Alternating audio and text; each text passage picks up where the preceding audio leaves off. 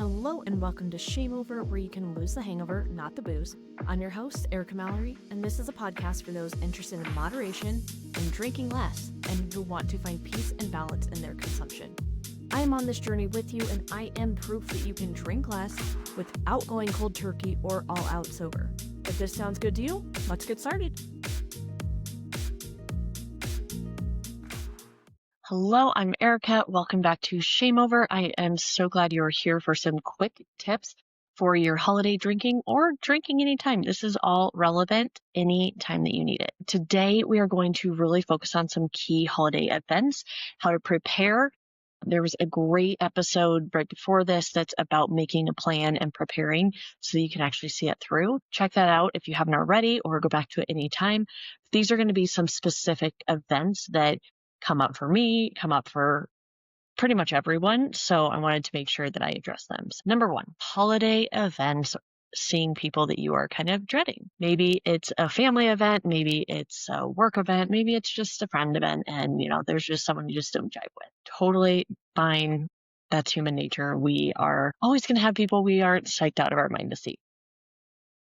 I know for me, this is when I can get really easily triggered, and that's when I want to drink more or have a lot harder time stopping once I've started. So that is where these are things that I personally put into practice to make sure that I'm successful at following my plan and seeing it through. Number one, start later. If you're not hosting, if you don't have to be the first one there, don't be an asshole and be super late, but you don't have to be the first one there. You can also leave early, stop at any time. You don't have to be there for a certain period of time, Smile, say your hellos, and leave when you're done having a good time. That is always fine. Take a note from smokers. I hope you're not a smoker. I know it's terrible for you, just like alcohol is. I'm not going to compare the two, but smokers, a lot of times their mental health can be better because they take breaks. They're constantly taking breaks throughout the day to go essentially connect with their breath. So take a note from them and just take a break. Go outside, go to the restroom, go to another room, find a quiet space, whatever you need, but just take a break and get calm and quiet and centered. That is going to help you be more present, be more mindful, and that will help you be more likely to drink less or to stick with your goals or to stop drinking when you say you're going to stop or to not drink at all, whatever you decide. Next, stay away from heated topics. We know that we always say we're going to, and then that uncle or that brother or that friend or that associate that we don't love always will bring it up, and here we go. Just stay away from it.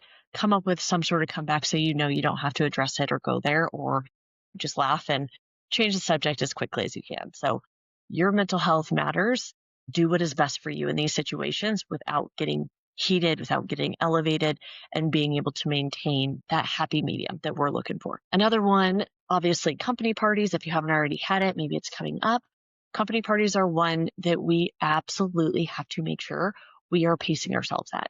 You do not want to be that drunk, or the drunkest one at the party, even on the drunk list. I remember starting out my first job out of school, and we were all like fresh puppies, 21, 22 years old.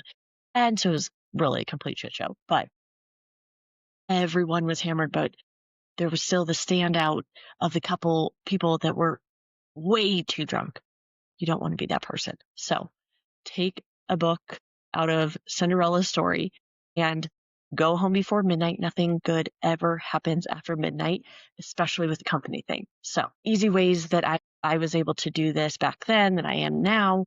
By back then, I mean in my learning how to moderate days, because I definitely didn't in my 20s, I will say that. Alternate. It's going to be huge. Drink water before. Like I said, a booze-free beverage to start off is always going to be key, but make sure you're alternating between your drinks. If you like vodka, soda, gin and tonic, anything like that, switch to a soda and lime. Nobody has a clue what's in your glass.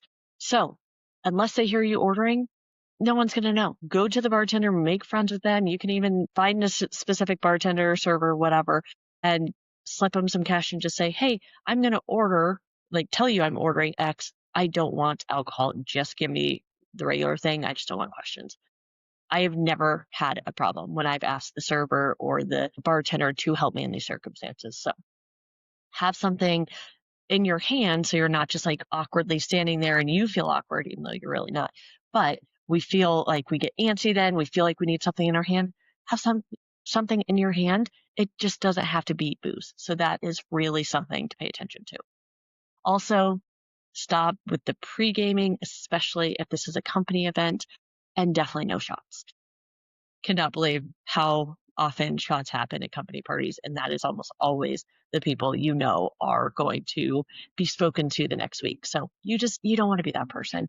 So again, channel your inner Cinderella, get your sweet self home before midnight, and you are going to be so much happier and glad that you did. Another great option, especially if you're doing a get together, a girls' night, a cookie exchange, a holiday party, a white elephant, anything along those lines, bring booze-free options to share.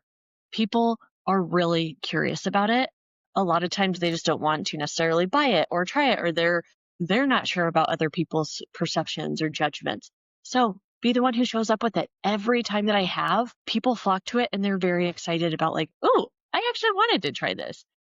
A lot of times it can encourage conversation. Sometimes people don't even want to talk about it, but they are curious to try it. So bring something booze-free. It's going to be super helpful. Another thing that can really, really, really help, said this, and I'll say it a million more times probably, hot beverages. If you're hosting, have even if it's just like the cider packets, hot cocoa packets, whatever. You can make, what's the hot, basically they use them for hot toddies. Anything hot is going to automatically force you to slow down, to become present, and to be in the moment, because we cannot chug something that is hot. Have something hot. If you're at any restaurant or bar, you can ask for hot water with lemon. I do that all the time. A lot of places, even more divey bars, typically have lemons. Everyone has hot water. A lot of them even have tea. It might not be great tea, but something. You can even bring your own cider packets or whatever. You literally just need a hot water source. So that is something great to do. Gamifying the evening can be super fun and easy to do as well. I would like to find someone who I felt was not really drinking much and see if I could make my drink last longer than theirs. So it kind of takes you out of the moment in a sense, since you're not fully being present. This works better in your group, but ways to gamify it and make it fun is going to just help you that much more. And again, it makes it fun. Purpose a lot of times is why we're drinking, is because we do want to feel better. We want to have fun. We want those happy, the dopamine, the cortisol, all of that good stuff. So with that, just remember that you are at these events, most of them, because there are people that you enjoy there. There's people that you really want to have a good time with and to make memories with. And we can only make so many memories depending on how much alcohol is in our system. So keep it to a minimum. Find your number, your lucky number, if you will, your happy number, which is, we all kind of have a number that if we stay under that number, we're good. Once we go over that number, all bets are off, kind of. For me, it's 3. If I have 2 or less, I'm good. Once I have over 2, so once I start on that 3rd, that's when I'm like, okay, just one more. And that's where it's easy to keep going, right? 3 is really fine because it never stops at just 3. So I stop at 2, I'm good. So understand what this number is for you and figure out how to stick with that throughout the evening. If it's a 5-hour thing, again, that's where the booze-free options come in handy. If anything, use the 1 drink per hour rule. Our bodies cannot process more than 1 alcoholic drink per hour. So stick with that and you will be in the clear. So with that, wishing you and yours a very happy holiday season. We'll see you soon. And you've got this. Cheers. Okay, real quick before you go, if you are thinking about doing dry January or something along those lines, I need you to hear this. Most people don't fail because they lack willpower. They fail because they do it the hard way. White knuckling, 0 support, 0 plan. But no, not here, not this year. That's why I created Dry-ish January, so you can drink less without the all or nothing pressure and actually feel good doing it. Head to shameover.me for the link and come do this differently with me this year. ShameOver is the mindful drinking program designed for women who desire to drink less without losing the booze completely. If you want to transform your relationship with alcohol and live a healthier, confident, and balanced life, go to shameover.me and get started today. You deserve it, you're worth it, your future self thanks you. Cheers!